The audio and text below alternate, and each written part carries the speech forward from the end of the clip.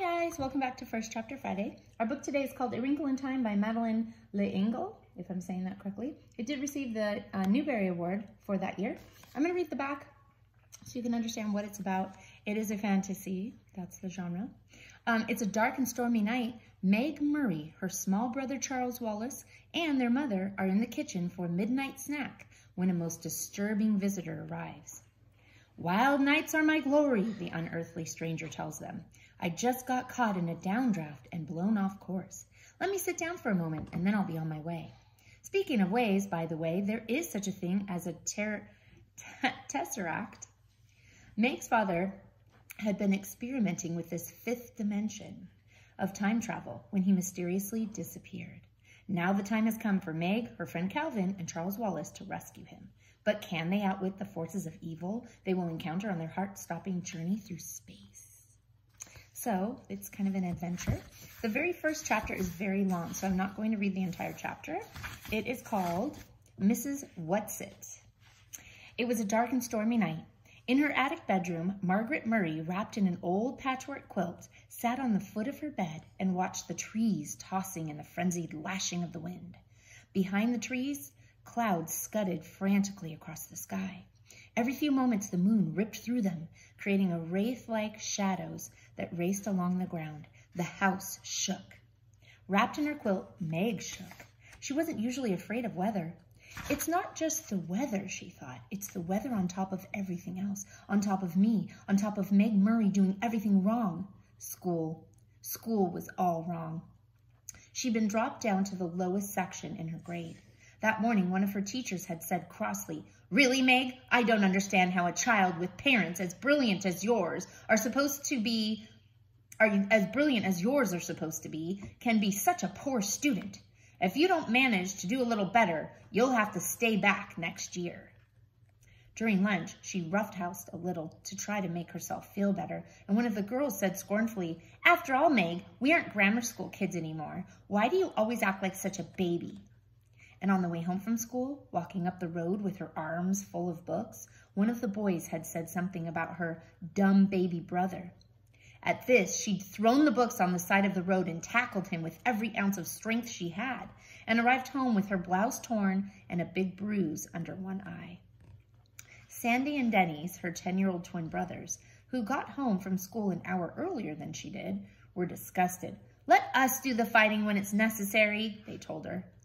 "A delinquent, that's what I am," she thought grimly. That's what they'll be saying next. Not Mother, but them, everybody else. I wish Father... But it was still not possible to think about her father without the danger of tears. Only her mother could talk about him in a natural way, saying, "When your father gets back..." Gets back from where and when? Surely her mother must know what people were saying, must be aware of the smugly vicious gossip. Surely it must hurt her as it did Meg. But if it did, she gave no outward sign. Nothing ruffled the serenity of her expression. "Why can't I hide it too?" Meg thought. "Why do I always have to show everything?" The window rattled madly in the wind, and she pulled the quilt close about her. Curled up on one of her pillows, a gray fluff of kitten yawned, showing its pink tongue, tucked its head under again, and went back to sleep.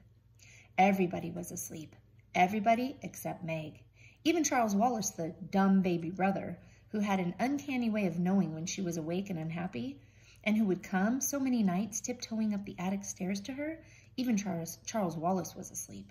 How could they sleep? All day on the radio there had been hurricane warnings.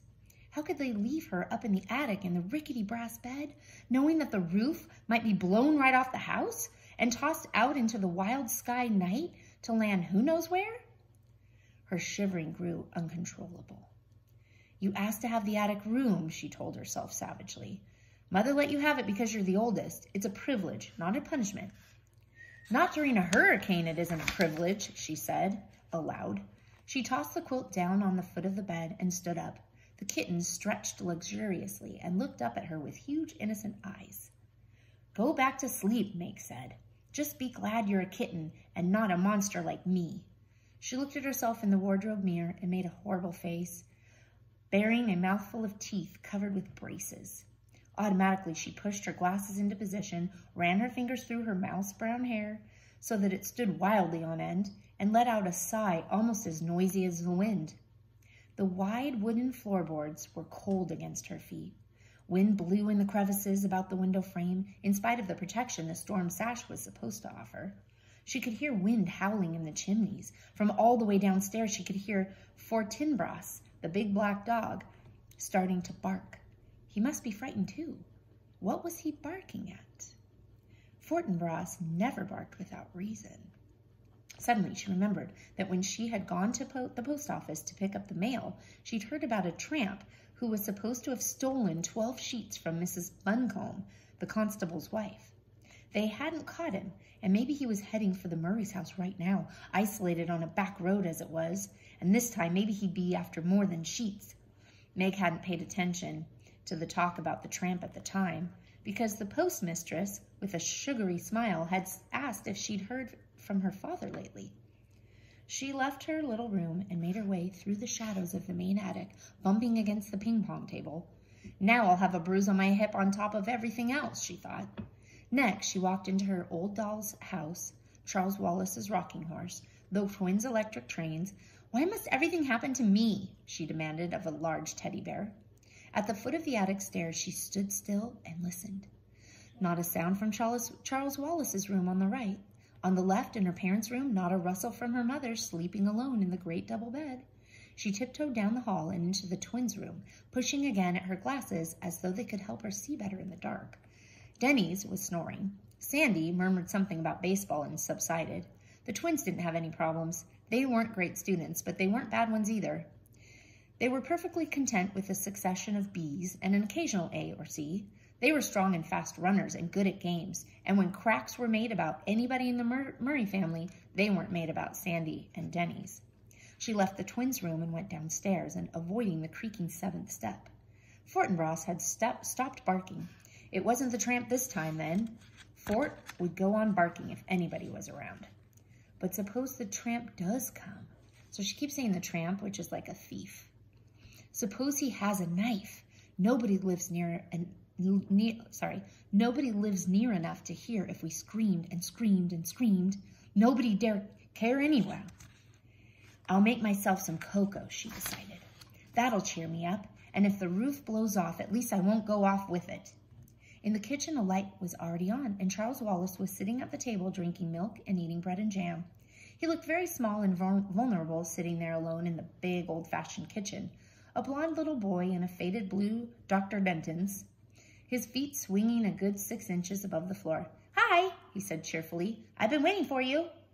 From under the table where he was lying at Charles Wallace's feet, hoping for a crumb or two, Fortinbras raised his slender dark head in greeting to Meg, and his tail thumped against the floor.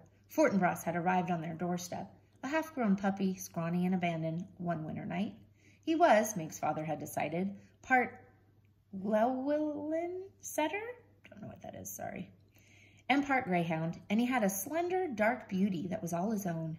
"Why didn't you come up to the attic?" Meg asked her brother, speaking as though he were at least her own age. "I've been scared stiff." "Too windy up in that attic of yours," the little boy said. "I knew you'd be down. I put some milk on the stove for you. It ought to be hot by now."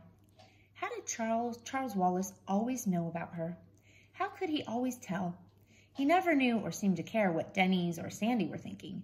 It was his mother's mind, and Meg's, that he probed with frightening accuracy. Was it because people were a little afraid of him that they whispered about the Murray's youngest child, who was rumored to be not quite right? "I've heard that clever people often have subnormal children," Meg had once overheard. The two boys seemed to be nice, regular children, but that unattractive girl and the baby boy certainly aren't all there. Geez, people are mean. It was true that Charles Wallace seldom spoke when anybody was around, so that many people thought he'd never learned to talk. And it was true that he hadn't talked at all until he was almost 4. Meg would turn white with fury when people looked at him and clucked, shaking their heads sadly. "Don't worry about Charles Wallace, Meg," her father had once told her. Meg remembered it was very clear because it was shortly before he went away. "There's nothing the matter with his mind. He just does things in his own way and in his own time." "I don't want him to grow up to be dumb like me," Meg had said. "Oh, my darling, you're not dumb," her father answered. "You're like Charles Wallace. Your development has to go at his own pace." It just doesn't happen to be the usual pace. How do you know? Meg had demanded. How do you know I'm not dumb? Isn't it just because you love me? I love you, but that's not what tells me. Mother and I've given you a number of tests, you know.